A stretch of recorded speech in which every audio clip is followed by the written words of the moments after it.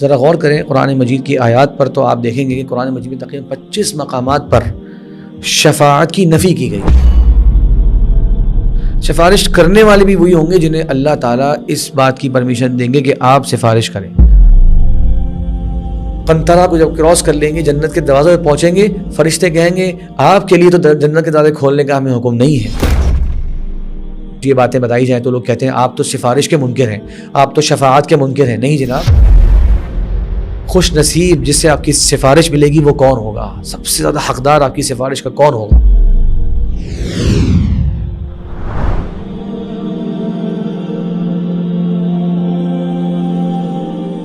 بسم اللہ والحمد للہ والصلاة والسلام علی رسول اللہ وعلی آلہ وصحبہ ومن والاه اما بعد۔ ناظرین کرام، موت کے بعد کے ایک نئے پروگرام میں آپ کے سامنے حاضر ہیں۔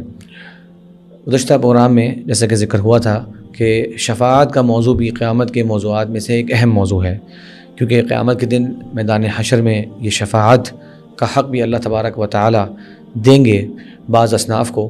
تو وہ کیا موضوع ہے شفاعت کا، اس کی کیا حقیقت ہے، اور کون کون شفاعت کرے گا، اور کس قسم میں شفاعت ہوگی، اور آپ صلی اللہ علیہ وسلم کون کون سی شفاعت ہیں، اس پر انشاءاللہ العزیز آج کے اس پروگرام میں بات کرتے ہیں۔ پہلی بات، شفاعت کسے کہتے ہیں؟ شفاعت کہتے ہیں سفارش کرنا، کہ کسی کے ساتھ اچھائی کا معاملہ ہو جائے، نریمی کا معاملہ ہو جائے، کسی کی نجات ہو جائے۔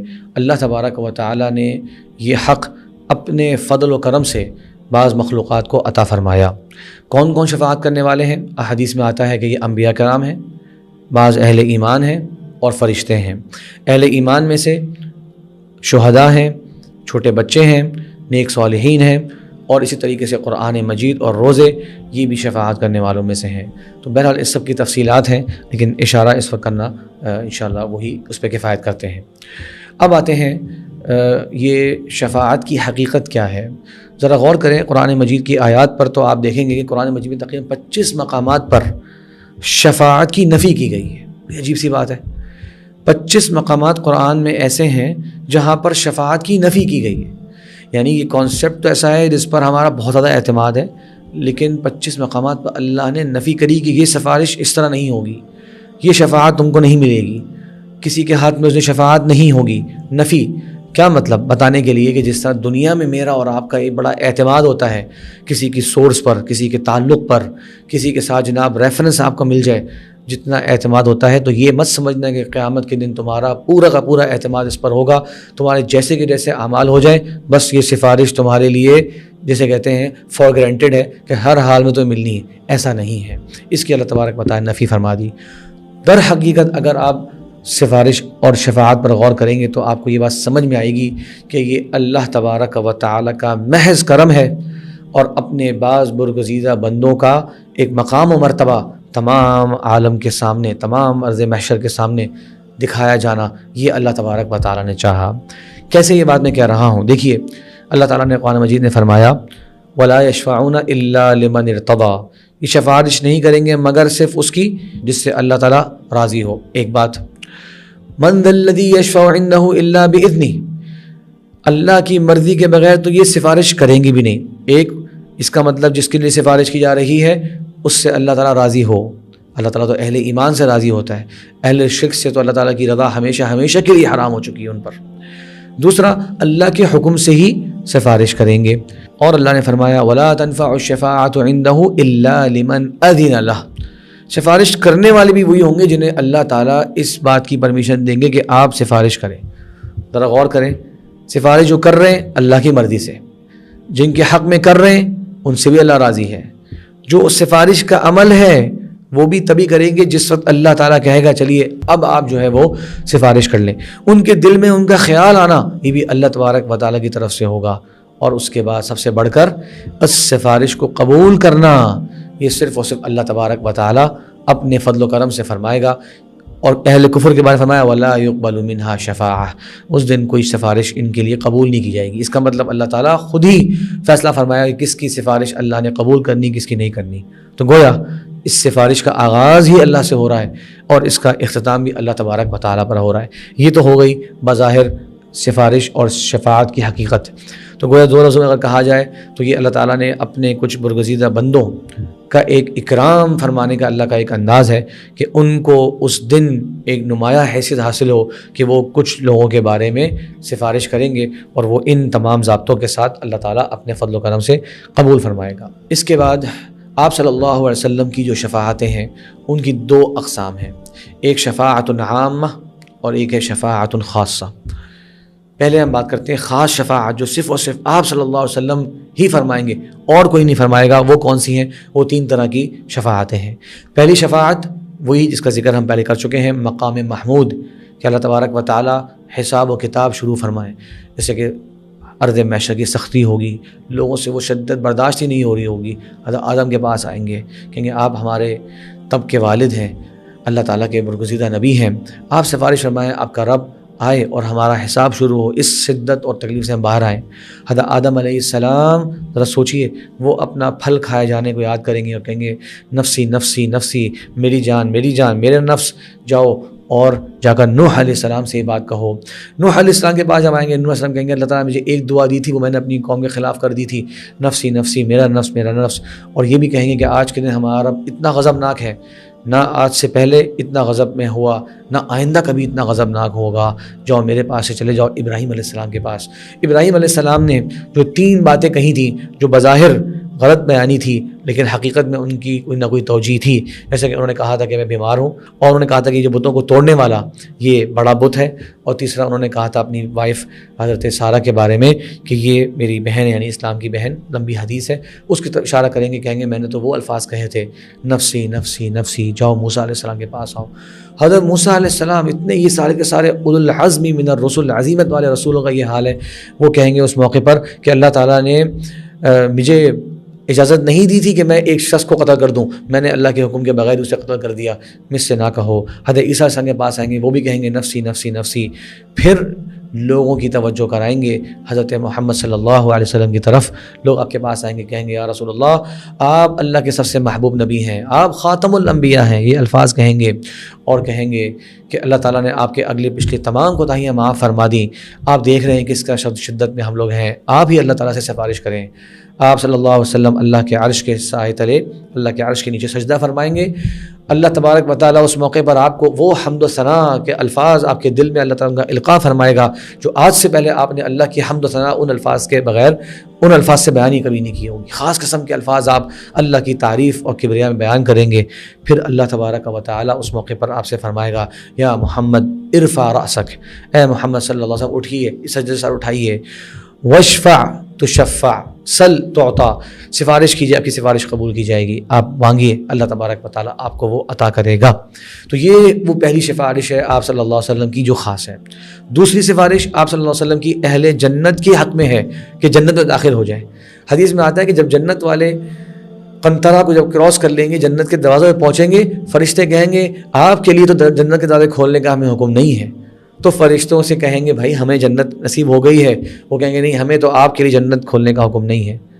تو پھر دوبارہ سے جو ہے انبیاء کرام کے پاس جائیں گے، یہ حدیث صحیح بخاری میں ہے۔ حضرت آدم کے پاس آئیں گے، پھر حضرت آدم علیہ السلام بھی کہہ دیں گے کہ میرے پاس نہیں آؤ۔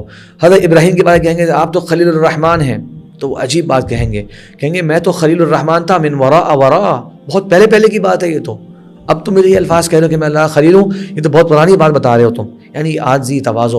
یہاں تک کہ پھر آپ صلی اللہ علیہ وسلم کے پاس آئیں گے، آپ اللہ کے حکم سے وہاں آئیں گے، فرشتے کہیں گے جی ہاں آپ کے لیے ہمیں حکم ہوا تھا کہ سب سے پہلے آپ کے لیے اس جنت کے دروازے کھولے جائیں۔ پھر اللہ تبارک و تعالیٰ اہل ایمان کو جنت میں داخلہ دیں گے۔ اور ایک اور حدیث میں آتا ہے کہ جنت میں داخل ہوتے وقت اہل ایمان جنت میں ایسے داخل ہوں گے، فرمایا آپ صلی اللہ علیہ وسلم نے قسم کھا کے فرمایا کہ تم میں سے ایک شخص اپنی جنت کی منزل کو اس طرح پہچانتا ہوگا جتنی دنیا میں اپنے گھر کو پہچانتا ہے، بلکہ دنیا میں جتنا اپنے گھر کو پہچانتا ہے اس سے زیادہ بہتر انداز میں وہ جنت میں اپنی منزل کو جانتا ہوگا، اس کو پتہ ہوگا کہ میں نے کہاں جانا ہے، میرا گھر کہاں پر ہے۔ دنیا میں ہم اور آپ اپنے گھر جاتے ہیں، کبھی کوئی لوکیشن نہیں لگاتے، کبھی کسی سے پوچھتے نہیں، ہر کو پتہ ہوتا ہے میرا گھر کہاں پر ہے۔ تو فرمایا آپ صلی اللہ علیہ وسلم جنت والے جنت میں داخل ہوں گے تو انہیں اپنی اپنی منزلوں کا اس طرح سے علم ہوگا جتنا ان کو اپنی دنیا کے گھروں کا بھی علم نہیں ہوتا، اس سے بھی زیادہ۔ اللہ تعالیٰ ہمیں یہ فضل نصیب فرمائے۔ اس کے بعد جو مرحلہ ہے وہ تیسری سفارش ہے، وہ آپ صلی اللہ علیہ وسلم کی خاص اپنے چچا ابو طالب کے لیے سفارش ہے۔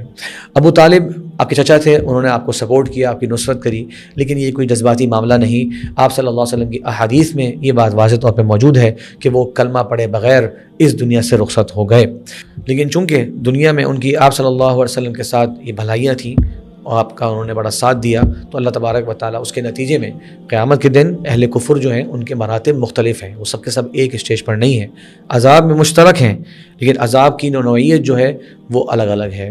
تو اللہ تبارک و تعالیٰ نبی کریم صلی اللہ علیہ وسلم کی سفارش اپنے چچا کے حق میں قبول فرماتے ہوئے ان کا عذاب کم فرما دیں گے، یہ احادیث میں آتا ہے۔ تو یہ 3 خاص شفاعتیں ہیں جو کہ صرف اور صرف آپ صلی اللہ علیہ وسلم کے ساتھ ہیں۔ اس کے بعد 2 شفاعتیں ہیں جو کہ عام ہیں، آپ بھی فرمائیں گے اور بھی فرمائیں گے، اور وہ کون سی شفاعتیں ہیں؟ ایک کہ جو جن پر جہنم کا فیصلہ ہو چکا، اللہ کے نبی صلی اللہ علیہ وسلم اور دیگر انبیاء اور رسول سفارش فرمائیں گے اللہ سے کہ اے اللہ ان کو جہنم میں نہ بھیج، اے اللہ ان کو معاف فرما دے۔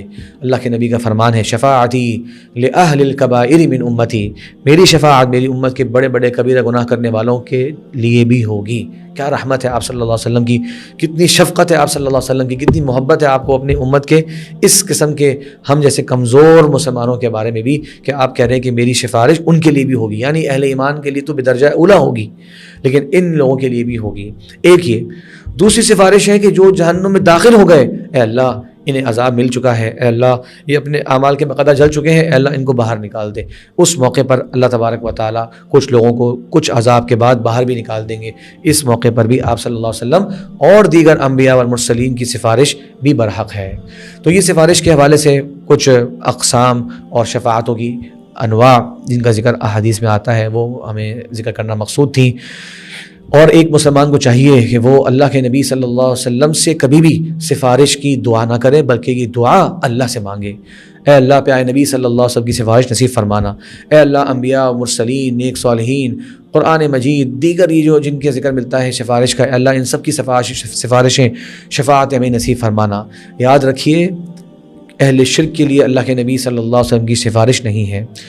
اللہ تعالیٰ نے فرمایا وَلَا يَشْفَعُونَ إِلَّا لِمَنِ ارْتَضَىٰ، جس سے اللہ راضی ہوگا صرف یہ اس کے حق میں سفارش کریں گے۔ اللہ تعالیٰ نے تو اہل شرک پر سے ہمیشہ ہمیشہ کے لیے اپنی رضا کو اٹھا لیا۔ ان اللہ لا یغفر ان یشرک بہ، اللہ تعالیٰ ہرگز معاف نہیں فرمائے گا اللہ کے ساتھ جنہوں نے شرک کیا۔ اس لیے جو یہ کہنے والے ہیں قبر کے پاس جا کر کہ یا رسول اللہ ہماری سفارش فرمائیے، جو یہ کہنے والے ہیں نعتوں کے اندر کہ سفارش فرمانا، جو یہ الفاظ کہتے ہیں سفارش تو ہوگی ہماری، ہم خود سے سفارش مانگ لیں گے، ہم آپ کی سفارش کے بل بوتے پر یہ کر لیں گے، ایسے لوگوں کے لیے اللہ تعالیٰ نے فرمایا ولا یقبل منہا شفاعہ، سفارش کو یہ مت سمجھنا کہ یہ تمہارے ہاتھ میں ہے یا کسی اور کے ہاتھ میں ہے، یہ رب تبارک و تعالیٰ کے ہاتھ میں ہے۔ اس لیے سفارش کا سوال ہمیشہ اللہ تبارک و تعالیٰ سے کرنا چاہیے۔ اور یہ وہ تفصیل ہے جو یہ باتیں بتائی جائیں تو لوگ کہتے ہیں آپ تو سفارش کے منکر ہیں، آپ تو شفاعت کے منکر ہیں۔ نہیں جناب، ہم اس شفاعت کے منکر ہیں جس کا انکار اللہ تعالیٰ نے فرمایا، اور ہم اس شفاعت پر ایمان لاتے ہیں جس کا ایمان لانے کا حکم اللہ تعالیٰ نے ہمیں دیا اور جس کا ذکر قرآن اور حدیث میں ہے۔ اللہ سے دعا ہے آپ صلی اللہ علیہ وسلم سے ایک اور میں حدیث ذکر کرتا چلوں۔ آپ کے صحابی حضرت ابو ہریرہ رضی اللہ عنہ نے کیا خوبصورت سوال کیا، کہا یا رسول اللہ من اسعد الناس بشفاعتک، اے اللہ کے نبی صلی اللہ علیہ وسلم سب سے زیادہ خوش نصیب جس سے آپ کی سفارش ملے گی وہ کون ہوگا، سب سے زیادہ حقدار آپ کی سفارش کا کون ہوگا؟ سوچئے کیا آپ نے یہ فرمایا کہ جو مجھ سے یہ مانگتا ہوگا، جو میری خبر پہ آ کے اس کا سوال کرتا ہوگا، جو صبح شام جو ہے وہ اس طرح کے نعرے لگاتا ہوگا؟ نہیں، آپ نے فرمایا پہلے تعریف کی ہے ابو ہریرہ رضی اللہ عنہ کی، اور کہا مجھے یقین تھا کہ تم سے پہلے کوئی اور مجھ سے یہ سوال نہیں کرے گا کیونکہ میں دیکھتا ہوں کہ تمہیں بہت شوق ہے حدیث جاننے کا۔ پھر فرمایا اسعد الناس بشفاعتی من قال لا الہ الا اللہ خالصا من قلبہ، سب سے زیادہ حقدار میری سفارش کا وہ ہوگا جس نے کہا ہوگا لا الہ الا اللہ، نہیں ہے کوئی عبادت کے لائق ذات مگر اللہ تبارک و تعالیٰ کی۔ تمام عبادات نماز روزہ حج زکوٰۃ یہ ظاہری عبادات ہیں، تمام باطنی عبادات خوف رجا امید توکل رغبت رہبت خشیت انابت اللہ کی طرف رجوع، یہ ساری دل کی کیفیات یہ سب بھی وہ اللہ کے لیے کرنے والا ہوگا۔ یہ ہے خالصا من قلبہ، جس نے ایک توحید کا اقرار کیا دل کی عطا گہرائیوں کے ساتھ، اور اسی پر اس کا اختتام ہوا۔ فرمایا آپ صلی اللہ علیہ وسلم نے کہ میں ہر نبی نے اپنی امت کے لیے ایک دعا رکھی جو اس نے مانگ لی، میں نے اپنی امت کے لیے دعا وہ قیامت کے دن رکھی ہے۔ فرمایا فَهِيَ نَائِلَةٌ انشاءاللہ، وہ دعا پوری ہو جائے گی، وہ دعا نصیب ہو جائے گی، اس دعا کی تاثیر حاصل ہو جائے گی۔ کس کو؟ ہر ایک کو، پوری کی پوری امت کو نہیں، کنڈیشن بتائیے آپ صلی اللہ علیہ وسلم نے، لمن مات من امتی، وہ جو میری امت میں سے اس حالت میں اس کی موت واقع ہو، لا یشرک باللہ شیئا، اللہ کے ساتھ کسی کو شریک کرنے والا نہ ہو. یہ حدیث صحیح مسلم کی ہے. تو ہم نے یہ نہیں کہا کہ جو میری امت کے لوگ ہیں سب کو سفارش ہو جائے گی، نہیں، کنڈیشن بتا دی، لمن مات من امتی لا یشرک باللہ شیئا، میری امت میں سے ہو اس حالت میں کہ اللہ کے ساتھ شرک نہ کرتا ہو، اسے یہ سفارش حاصل ہو جائے گی. تو یقیناً آپ صلی اللہ علیہ وسلم کی شفاعت یہ ایک اونچا درجہ ہے. ہم اللہ تعالیٰ سے اس درجے کا سوال بھی کرتے ہیں اور اللہ کی ذات سے امید کرتے ہیں کہ ہمارے پیارے نبی صلی اللہ علیہ وسلم کو ہم سب کے حق میں سفارش کرنے والا اللہ تبارک و تعالیٰ ضرور بنائے گا. اسی دعا پر اکتفا کرتے ہیں. وآخر دعوانا ان الحمد للہ رب العالمین.